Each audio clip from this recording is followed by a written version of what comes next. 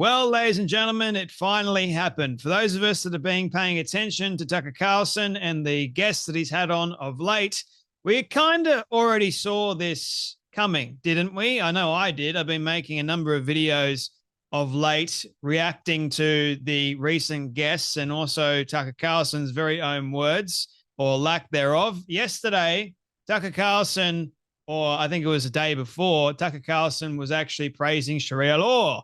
There was that side of things, which I made a video about that, and I'll be posting at a later date, believe you me, because I've got quite a few things to say about it. But then Tucker Carlson, which we know he's had the nun, the pro-Hamas nun, on, which I made a video about that. If you haven't seen it, go and definitely check it out. I think I made 2 videos about it. Tucker has been on this ever-increasing bad trajectory of anti-Israel propaganda. If you guys haven't seen it, just check out some of my videos. It's quite clear, quite evident, and there's a number of other people that have already commented as well. And ladies and gentlemen, we have this.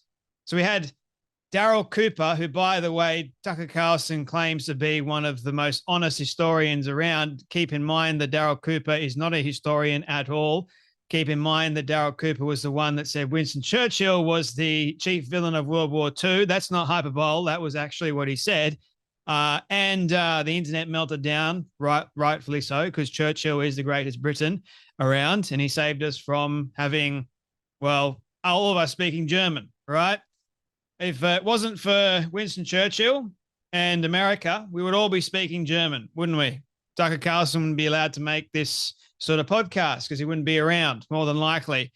But anyway, Tucker has been on a very horrible trajectory of late. And, well, is it no surprise at all that Tucker's recent guest decided to go, well, it turns out that I think the story we got about World War II is all wrong. And one can make the argument that we should have sided with Hitler because apparently he read it in a book. And apparently General Patton said that, which, mate, if you are putting that out there, you better make damn well sure that what you are quoting, what you are saying is historically accurate. One could potentially make the argument, oh, we should have sided with Hitler instead of going with Stalin because Stalin was a madman. Oh, right. Okay. So we're going to go with one madman over another madman, right? Keep in mind that one madman started the war and the other madman joined until one madman decided to invade the other madman's land. And that madman was like, you know what? I hate this madman that started World War II, so I'm going to go against him. Hitler invading Russia. Big mistake from Hitler. And Stalin goes, all right, allies, we're going to side with you and then defeat Hitler. But then one's going, oh, we can make the argument of the Allies should have sided with the Nazis. We should have sided with them instead of Stalin. That would have been a much better decision. You've got to be kidding me. Keep in mind, ladies and gentlemen, that if the Allies had have sided with Nazi Germany, history would have looked very, very differently, as opposed to the Allies siding with Stalin. They could control Stalin a little bit more than they could control Hitler. Hitler was crazy. So was Stalin. I get it. But history wouldn't have looked the way that it does if it wasn't for the Allies making the decisions that they made during World War II. Not siding with Hitler, that would have been a very bad mistake. Anyway, it turns out that this level of propaganda is choosing one particular horrible side, siding with Hitler. Oh, Hitler wasn't exactly that bad. Oh, one can make the argument that we should have sided with Hitler, considering all the atrocities that Hitler committed. Yeah, the Allies should have definitely sided with Hitler. That would have been a great option, right?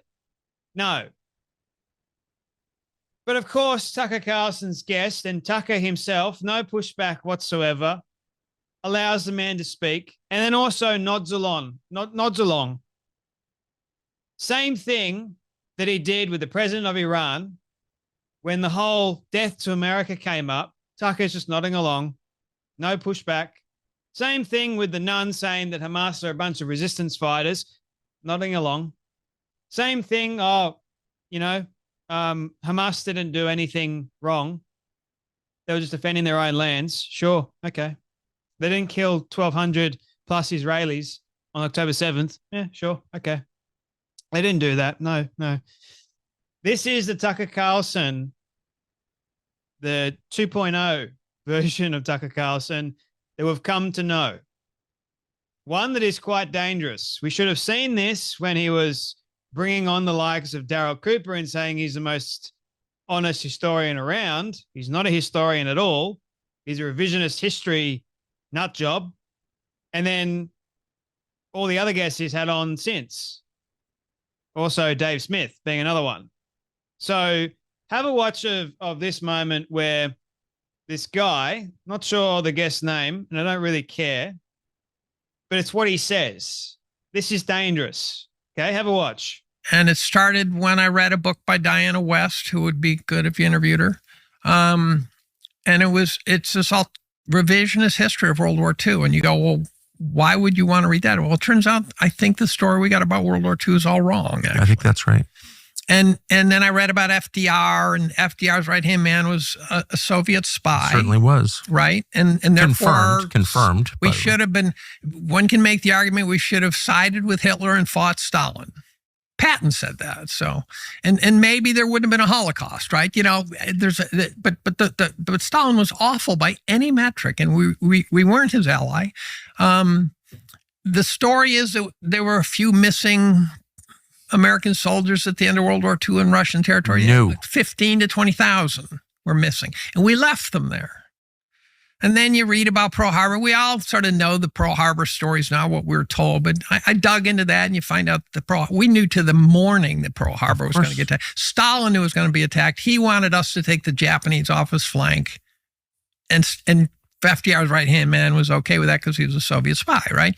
Then I read about FDR in the Great Depression. You find out that every single penny he spent trying to help Amity Schleys, the forgotten man, was spent to buy votes. Every last penny. He was a sociopath.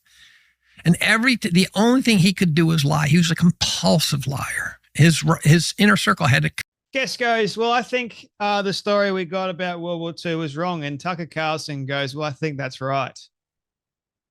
Okay, so the story that we have gotten since World War II has been all wrong.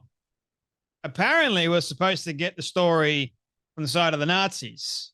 Apparently, the Allies' story is so backwards and so wrong that we should have apparently sided with the Nazis, according to this guy. And that's why he says one could make the argument we should have sided with Hitler. Right, yeah, okay, the Jew killer. The Holocaust maniac. Yeah, okay. And then also the way he oppressed his own people. Oh, also the amount of wars that he started. Yeah, okay. One can definitely, once again, try and make that argument. Good luck with that. So you're trying to humanize, you're trying to make someone that was actually evil good. That's what they're trying to do. No pushback from Tucker Carlson at all. You ever heard the saying, the enemy of my enemy is my friend? That's what Stalin was in World War II. Yes, the Allies sided with Stalin because it was a means to an end. Oh, one can make the argument we should have sided with Hitler and there wouldn't have been a Holocaust. Really? You're going to say that? How did the war begin exactly? How were the Nazis treating the Jewish people in Warsaw, Poland? Before the war officially started, how were the Nazis treating the Polish Jews? Ever looked at that? No, I don't think he has. Again, no pushback from Tucker Carlson at all. Seems to me that there is this shift that's going on one side, I'm just asking questions. Look at me just asking questions. And then they'll go, oh, but you're not allowed to ask questions. It's your intention behind what questions are you really asking and why are you asking them in the first place. On one of a massive scale too. Because as Douglas Murray quite clearly points out, what are you trying to feed? What are you watering exactly? But these people seem to go, oh, you're not allowed to ask these questions because people get upset and outraged by it because of the things that we're saying. I get we live in a free society, but there are consequences. And when you are trying to change history and when you are siding with actual horrific things and trying to say that, oh, Hitler wasn't exactly a bad person, he was justified in his actions, that's when I have a massive problem. Mark R. Levin goes, so now we should have backed Hitler? Let's see if these, whatheads are denounced by any but a handful of us on radio or TV. And Tucker responds to that by going, settle down, Mark. Nobody endorsed Hitler. You literally did. Nobody? You want to watch your interview again? The Misfit Patriot says.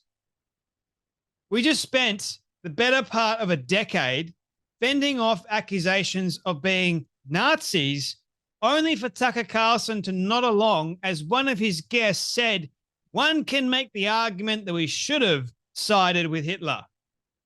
This is a problem. The sooner we realize that he is a liability, the better. That was from Sean Farash. He's right. This is not good, my friends. In case you were wondering why I've got to be in my bonnet about this, it's not good to even paint Hitler as a good person or even go, oh, we should have an argument or a conversation at the very least of why we could have or should have sided with Hitler over Stalin. And then maybe there wouldn't have been a Holocaust if the Allies had have made the right decision. Okay. Yep. That's all Tucker Carlson does.